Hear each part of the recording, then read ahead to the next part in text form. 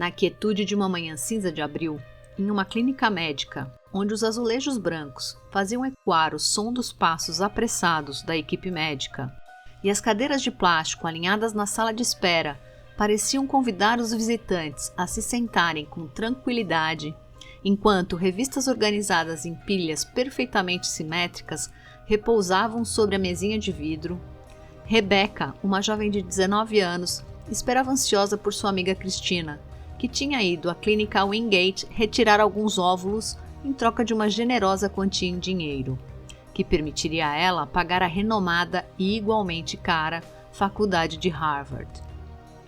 Em cada canto, o meticuloso esmero parecia falar de um lugar que prometia bem-estar e cura.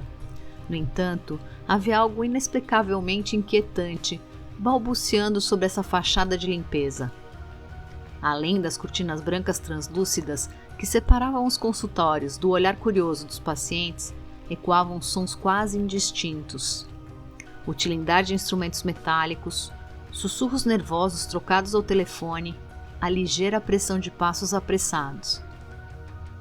No instante seguinte, Rebecca estava andando ao lado de um homem forte, bem vestido, que a pegou pelo braço e a foi guiando em direção ao quarto, onde, disse ele, Cristina se recuperava da anestesia. Pouco tempo depois, Rebecca e Cristina foram dadas como desaparecidas. Ficaram curiosos? Então vem comigo que neste episódio de Enredei vamos mergulhar no suspense médico Choque, do mestre do gênero, Robin Cook.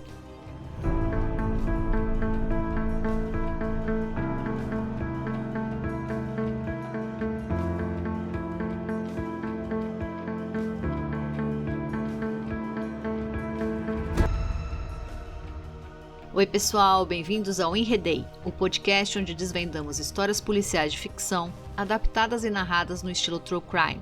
Eu sou Lilica, uma apaixonada por livros e histórias policiais, e este é o Enredei, onde cada palavra pode ser uma nova pista. Hoje vamos embarcar em uma jornada eletrizante pelo intrigante mundo da medicina e do mistério, com um clássico moderno que desafia os limites da ética e joga luz sobre os mistérios obscuros dos avanços científicos. Estamos falando de Choque, uma obra-prima do suspense médico escrita por Robin Cook. Mas antes de começarmos, vou apresentar este autor renomado, Robin Cook. Ele é conhecido por popularizar o gênero de thrillers médicos. Nascido em 4 de maio de 1940, na cidade de Nova York, Cook se formou em medicina pela prestigiosa Universidade de Colômbia. Posteriormente, se especializou em oftalmologia na Universidade de Harvard. A trajetória de Robin na literatura começou quando ele decidiu unir seu conhecimento médico com sua paixão por escrever. Seu primeiro romance, Coma, de 1977, catapultou-o ao sucesso imediato. Com sua trama intrigante envolvendo pacientes misteriosamente entrando em coma durante cirurgias de rotina. Este livro não só estabeleceu Cook como um mestre dos thrillers médicos, mas também ajudou a criar um novo subgênero na literatura, combinando elementos de suspense com complexidades do mundo médico. Os livros de Cook são frequentemente elogiados por suas pesquisas meticulosas e pela capacidade de abordar questões éticas e atualidades dentro do campo da medicina.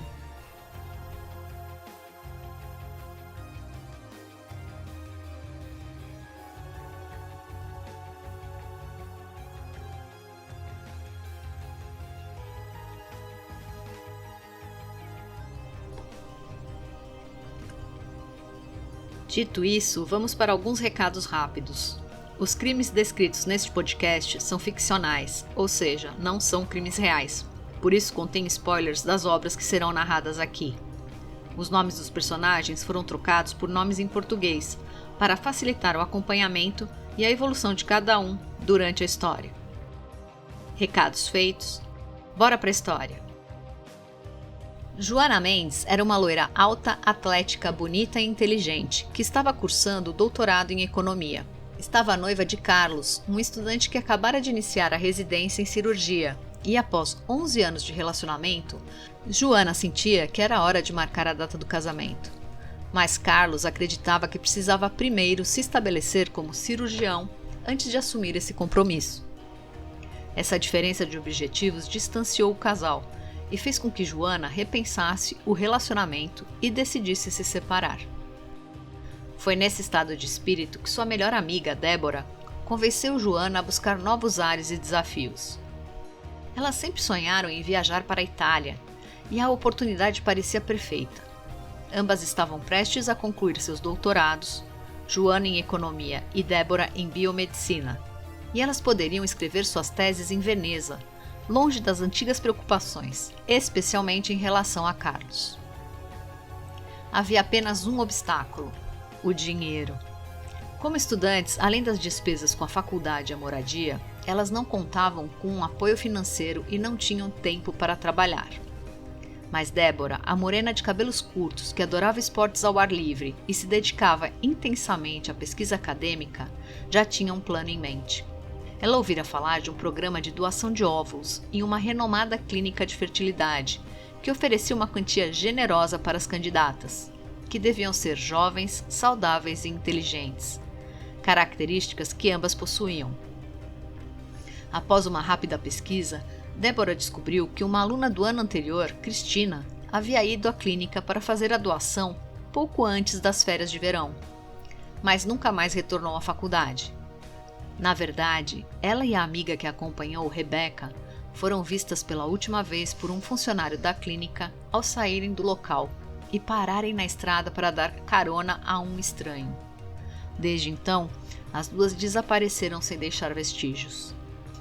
Assim que souberam do incidente, os pais de Cristina solicitaram que a clínica devolvesse os óvulos da filha, e a instituição prontamente atendeu ao pedido, pois era direito dos parentes mais próximos decidirem o destino dos óvulos. Apesar do desaparecimento das alunas, o episódio pareceu demonstrar como a clínica era séria e confiável, e mais importante, ética. O plano parecia perfeito. A doação de óvulos era uma forma de apoiar seus estudos e ambições pessoais enquanto faziam um bem. Além disso, o apelo de um ano em Veneza sem preocupações financeiras foi um incentivo a mais para Joana se decidir. Quando as amigas chegaram à clínica Wingate para a doação, qualquer dúvida em relação ao que estavam prestes a fazer desapareceu. Ficou apenas o medo de Joana de sentir dor. Por isso, ela optou pela anestesia geral. Era o que os médicos da clínica recomendavam. E como Joana não queria sentir ou ver nada durante o procedimento, pareceu o melhor a fazer. Enquanto Débora, estudante de biomedicina, queria acompanhar o procedimento acordada e optou pela anestesia local. Guardem essa informação, ela será importante mais pra frente na história. Mal sabiam elas que essa decisão abriria portas para um mundo de mistérios e revelações sombrias, mudando suas vidas para sempre. Mas calma que eu estou me adiantando.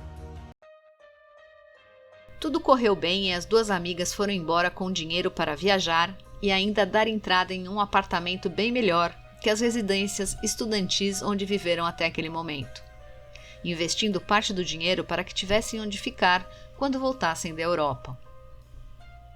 1 ano e meio passou em um piscar de olhos e logo as duas estavam voltando para Boston. A ideia de que crianças tivessem sido concebidas com os óvulos doados deixavam as duas curiosas de vez em quando. Como as duas viviam repetindo, doar os óvulos foi ótimo para permitir que as amigas terminassem o doutorado em um ambiente novo, tranquilo, sem preocupações com dinheiro e que ainda se sentissem bem por ajudar outras mulheres a realizar o sonho da maternidade. No entanto, nos últimos meses, Joana vinha pensando cada vez mais no assunto e até sentindo uma certa angústia por não saber se haviam crianças no mundo com metade do seu DNA e como elas estavam sendo tratadas. Assim que chegou no apartamento novo, Joana convenceu Débora a ligar para a clínica para tentar descobrir qualquer informação sobre os óvulos e amenizar a curiosidade das duas. Mas a clínica foi categórica. As informações eram confidenciais e não poderiam ser compartilhadas com elas. Joana não ia desistir tão fácil. Ela chamou um amigo da faculdade muito habilidoso com computadores para tentar invadir a rede da clínica Wingate e encontrar as informações sobre os óvulos das duas. Davi era perito em redes e segurança da informação e tinha uma quedinha por Joana desde o início da faculdade. Não foi difícil convencê-lo a tentar entrar na rede da clínica. No começo, Davi achou que seria muito fácil, mas depois seu orgulho foi ferido, porque por mais que tentasse, a clínica tinha uma segurança muito forte e avançada. Enquanto para Débora este obstáculo representava um sinal claro para desistir, para Joana era o combustível que a impulsionava ainda mais. O desafio apenas atiçava sua determinação inabalável de ir até o fim, especialmente agora que as barreiras pareciam mais imponentes. Desde a primeira visita à clínica, Joana não conseguia se livrar de uma sensação inquietante de desconforto. Uma intuição silenciosa que sussurrava que algo estava terrivelmente errado. Esse pressentimento só se intensificava à medida que cada nova tentativa de obter informações na clínica parecia envolta em um véu de mistério e segredos não revelados. Para Joana, recuar não era uma opção. A verdade estava lá fora, esperando para ser descoberta, e ela estava decidida a desvendá-la, custasse o que custasse. Foi então que ela teve uma ideia ousada. Ela iria se infiltrar na clínica. Arrumaria um emprego como secretária para ter acesso aos computadores e descobriria afinal onde estavam seus óvulos. Débora não podia deixar a amiga se arriscar sozinha e topou ir com Joana. Movidas por um desejo irresistível de descobrir a verdade, elas assumiram identidades falsas, disfarces para não serem reconhecidas e conseguiram os empregos. Joana, agora uma secretária discreta, e Débora, uma analista de laboratório sensual. Logo no primeiro dia, durante um tour pela clínica, algo inquietante chamou a atenção delas. Um refeitório cheio de jovens mulheres grávidas, todas visivelmente imigrantes. Quem seriam essas mulheres? Qual seria a ligação delas com a clínica? Havia a chance de que os óvulos doados estivessem de alguma forma conectados a esse mistério? O que vocês acham? O lucrativo negócio de infertilidade da clínica iria além dos tratamentos de inseminação artificial? Haveria um serviço de barrigas de aluguel? E se sim, o negócio estava indo maravilhosamente bem, dado o número de mulheres grávidas no refeitório. O mais estranho era que todas pareciam estar no mesmo estágio da gravidez. A barriga já era visível, mas ainda estavam longe do momento do parto. À medida que Joana e Débora se aprofundavam, descobriram que a clínica guardava segredos perturbadores, que iam muito além do que elas poderiam imaginar. Preparem-se para uma trama cheia de reviravoltas, suspense e revelações chocantes. Voltando para a história, as duas amigas não tinham nenhuma intenção de trabalhar mais do que alguns dias na clínica. Estavam focadas em descobrir o máximo de informação possível sobre seus óvulos e o mais rapidamente possível. Elas estavam totalmente fora de sua zona de conforto e, sinceramente, era uma loucura. Por isso, elas focaram em aprender suas tarefas diárias e conseguir ter um mínimo de autonomia para ter tempo e acesso para descobrir o que se passava na clínica. Antes mesmo de começar a trabalhar lá, quando ainda estavam decidindo se fariam a doação, elas tinham feito uma pesquisa e sabiam que a clínica pertencia ao Dr. Wingate, um homem de 60 e poucos anos, vaidoso e muito rico, que não participava ativamente do dia a dia da clínica. Ele a tinha herdado de seu pai, e a família tinha uma excelente reputação no meio médico.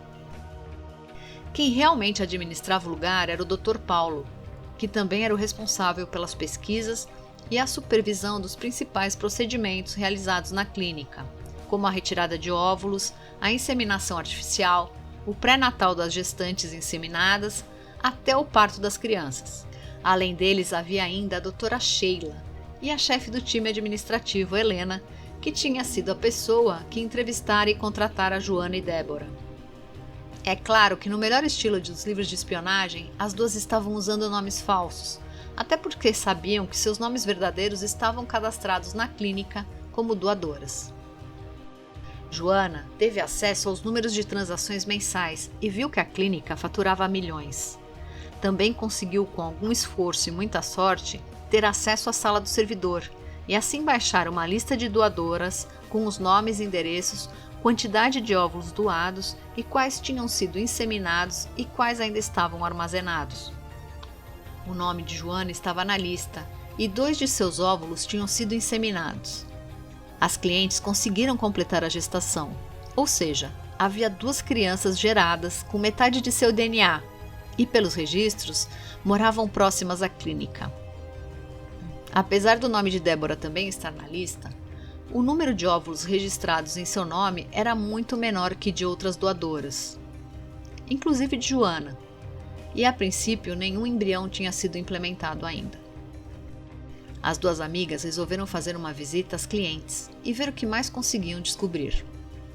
Para justificar as visitas, ligaram antes para as mamães dos bebês, que tinham em torno de 6 a 7 meses, e disseram que estavam fazendo um acompanhamento do desenvolvimento dos bebês pela clínica. Foram primeiro ao endereço mais próximo. Chegaram rapidamente até a casa da senhora Silva. A casa era modesta em um bairro modesto, o que surpreendeu as 2, já que o tratamento de inseminação era muito caro. Ao abrir a porta com o bebê no colo, as amigas deram um passo involuntário para trás. Elas ficaram sem ação e não conseguiam desviar os olhos do bebê. A senhora Silva parecia desesperada por companhia e nem percebeu o olhar das meninas para o bebê. Joana e Débora perguntaram como o bebê estava e como a mãe estava se saindo. Apesar da óbvia questão financeira, a senhora Silva estava muito feliz. O bebê foi muito desejado e aguardado. Ao saírem da casa, as amigas correram para o carro e somente depois de estarem a alguma distância, Débora teve coragem de perguntar para Joana o que ela tinha achado da aparência do bebê. E vocês estão sentados? Calma, não é nenhuma deformidade, como no filme A Substância, que aliás é realmente muito bom. Vocês já viram? Se não viram, eu recomendo, mas com cautela. Tem muito horror corporal, sabe? Vamos lá, preparem-se. O bebê era uma versão miniatura do Dr. Paulo. Ele possuía olhos de cores diferentes, um verde e um azul, como o bom doutor. Essa condição é chamada de heterocromia e é bem rara em humanos, afetando 1% da população mundial. Mas além disso, o bebê também tinha uma pinta na bochecha muito característica. Ficou óbvio que elas tinham conhecido um clone do Dr. Paulo. E era isso que a clínica vinha fazendo. Para ter certeza, elas foram visitar a outra mãe, a senhora Barros. E fora a clara diferença de poder aquisitivo entre elas, já que a senhora Barros morava num bairro mais elegante e tinha uma casa bem maior, os bebês eram idênticos. O que parecia incrível era que as mães pareciam alheias às semelhanças gritantes dos bebês com o médico responsável pela clínica. Provavelmente a vontade de ser mãe era bem maior que qualquer questão física, ética ou moral. E, gente, a clonagem humana é um tema polêmico, que vira e mexe reaparece. Ele já foi o argumento de muitos filmes famosos e mais antigos, como Alien Resurrection, com a Sigourney Weaver, ou A Ilha, com a Scarlett Johansson, entre muitos outros.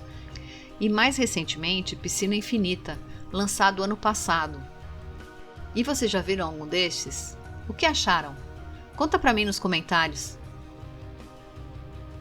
Quando esse livro do Robin Cook foi escrito, no início dos anos 2000, esse tema estava muito em alta, e a discussão girava em torno da clonagem da ovelha Dolly e as implicações éticas e morais de clones.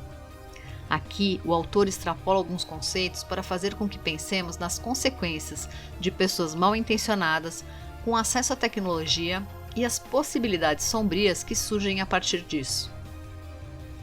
Para os padrões atuais, esse livro também é bem machista. A forma que as personagens femininas são retratadas e algumas das decisões tomadas estão bem fora do que tem se discutido hoje em dia. E por isso eu fiz algumas adaptações.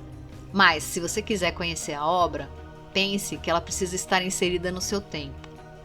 Dito isso, como o intuito do podcast não é discutir temas polêmicos, mas sim falar sobre investigação e histórias policiais, este é um dos autores que eu recomendo para quem curte suspense inserido no mundo da medicina.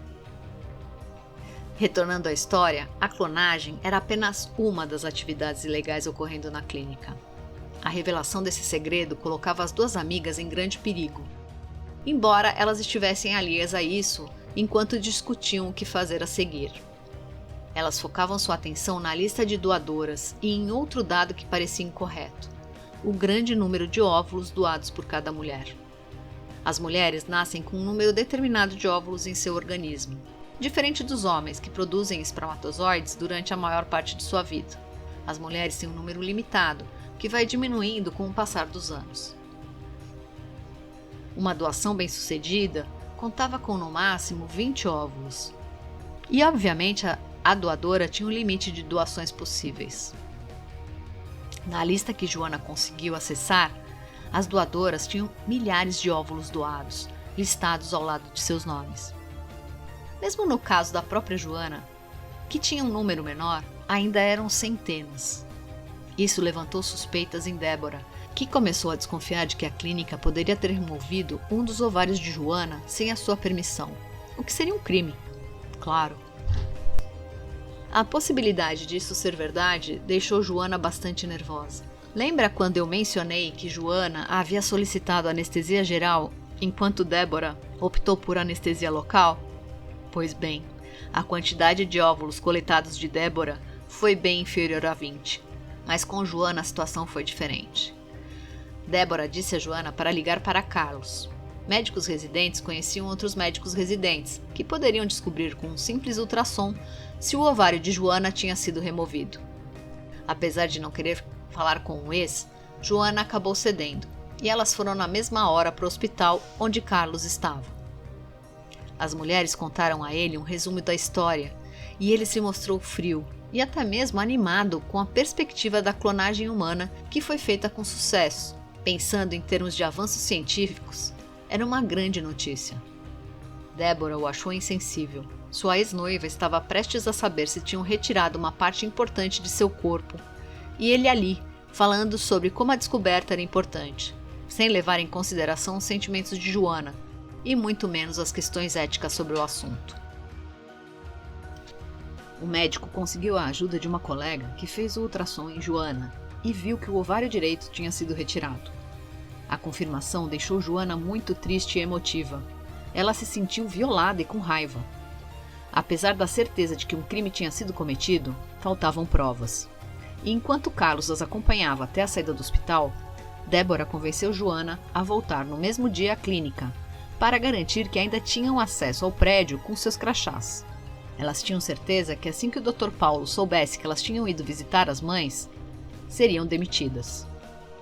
As duas voltaram à clínica para irem até o laboratório e buscar provas. O que elas não sabiam era que já haviam sido descobertas, e que o chefe da segurança da clínica estava as monitorando pessoalmente.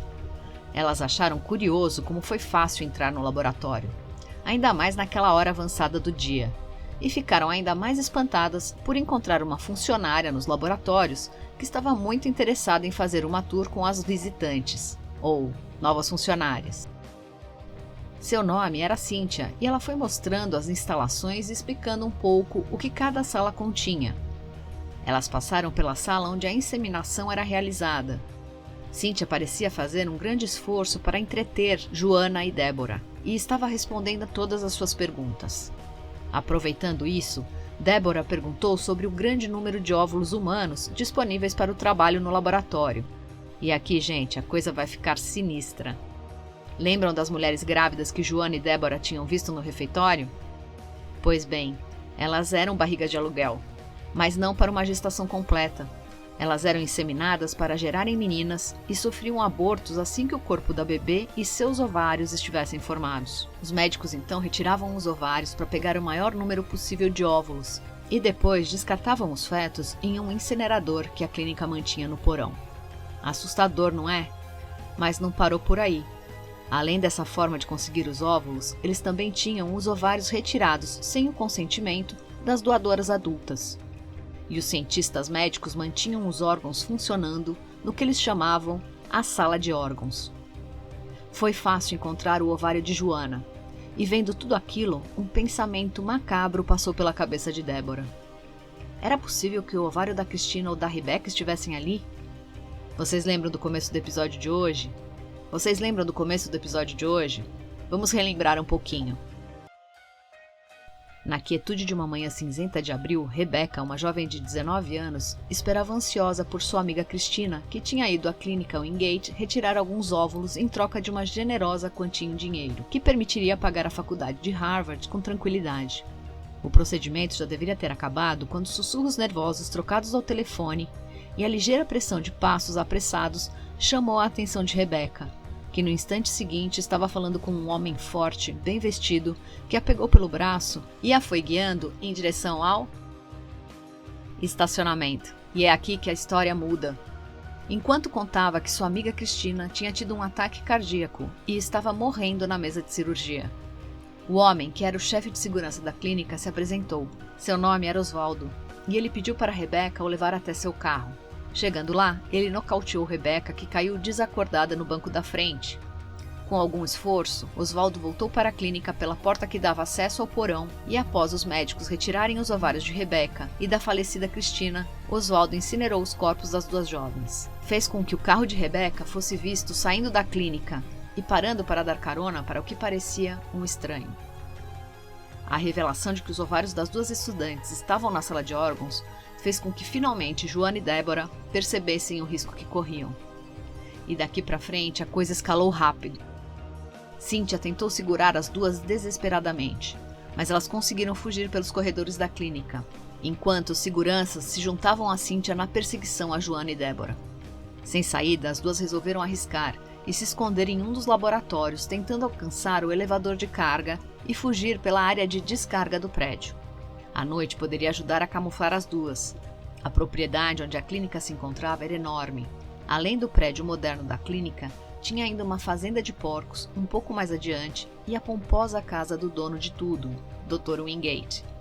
No dia em que foram contratadas, Joana e Débora tiveram a oportunidade de conhecer o Dr. Wingate, que tinha se encantado descaradamente pela bela figura de Débora, que disfarçada usava saltos altos, saia curta e um decote generoso.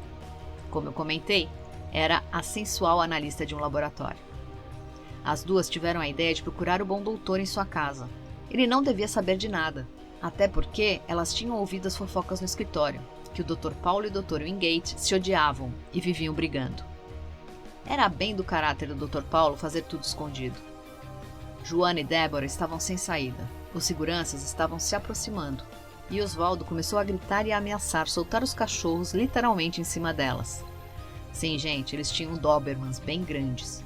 Enquanto fugiam, elas haviam encontrado o que parecia ser a entrada de um túnel em uma porta próxima ao elevador de carga do porão. Para onde este túnel levava? Elas não tinham escolha a não ser descobrir. E vocês devem estar se perguntando, cadê os celulares das duas? Aí é que está, elas tiveram que deixar os celulares em um guarda-volumes antes de entrar no laboratório, quando encontraram Cynthia, lá no começo da noite. Era expressamente proibido entrar com os aparelhos nas dependências dos laboratórios, e as duas não tiveram outra opção. Agora se arrependiam muito de não ter burlado o pedido da funcionária que as perseguia.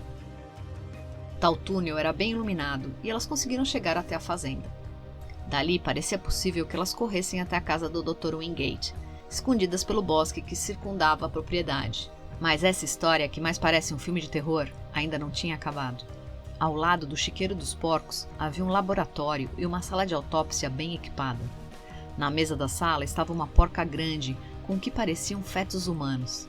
Este horror não tinha limites. O Dr. Paulo estava gerando os fetos agora em porcos também para retirar os óvulos. Infelizmente, as duas nem tiveram tempo de assimilar direito o que viam. Não tão longe assim, as mulheres ouviam o latido dos cachorros e a gritaria dos seguranças que tentavam encontrá-las. Finalmente, elas chegaram à casa do médico. Ele se assustou com a batida em sua porta, naquela hora da noite, mas rapidamente as deixou entrar e prestou toda a atenção ao que elas tinham para contar. Os telefones fixos tinham sido cortados pela equipe de Oswaldo, e eles tinham ativado um misturador de sinais que fazia com que o celular do doutor também não funcionasse. Horrorizado com tudo que ficou sabendo pelas mulheres, ele pareceu estar em choque. Aí, olha o nome do livro. Joana e Débora pediram então que ele as ajudasse a sair da propriedade, e ele prontamente as colocou no porta-malas do Bentley, que é um carro bem chique, e saiu rumo ao portão. As duas respiraram aliviadas quando ouviram o portão abrir, mas no momento seguinte, a porta do porta-malas se abriu e Oswaldo as puxou pelos braços. Pronto, gente, é claro que o dono da clínica estava envolvido e sabia de tudo. A ingenuidade das moças ia cobrar um preço alto das duas. Enquanto o Dr. Wingate, Dr. Paulo e Oswaldo discutiam o que fazer para evitar que todo o trabalho fosse por água abaixo, as duas estavam sendo interrogadas pela Dra. Sheila. Era imprescindível saber o quanto as duas sabiam e para quem mais elas haviam contado o que tinham descoberto. Ficou claro que a clínica teria que ser transferida para fora do país, onde fosse mais fácil esconder o que eles estavam fazendo das autoridades. A pesquisa era antiética e nojenta, mas, segundo eles, necessária para melhorar as condições de saúde da população. Mais que isso, para enriquecer os pesquisadores e deixar o Dr. Wingate, o Dr. Paulo e a Dra. Sheila muito ricos. E é agora que acontece o plot twister salvador. Vocês pensaram que estava tudo perdido, né? Que o mal ia vencer. Não! Carlos chamou o FBI e a polícia. Logo depois que as mulheres saíram do hospital na noite anterior e não voltaram mais para o seu apartamento. Ufa! Nossas heroínas foram salvas. A clínica foi desmantelada, apesar de Oswaldo ter conseguido queimar a maioria das provas, infelizmente. Joana ficou muito agradecida a Carlos, e até Débora, que não gostava tanto dele, teve que admitir que ele salvou suas vidas. Tudo acaba bem quando termina bem. Será? Robin Cook deixa brecha para que os malfeitores saiam impunes e comecem uma nova clínica no exterior. O que você faria se descobrisse que algo tão pessoal foi usado sem seu conhecimento?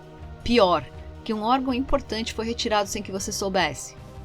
Mande seus comentários e compartilhe seus pensamentos comigo.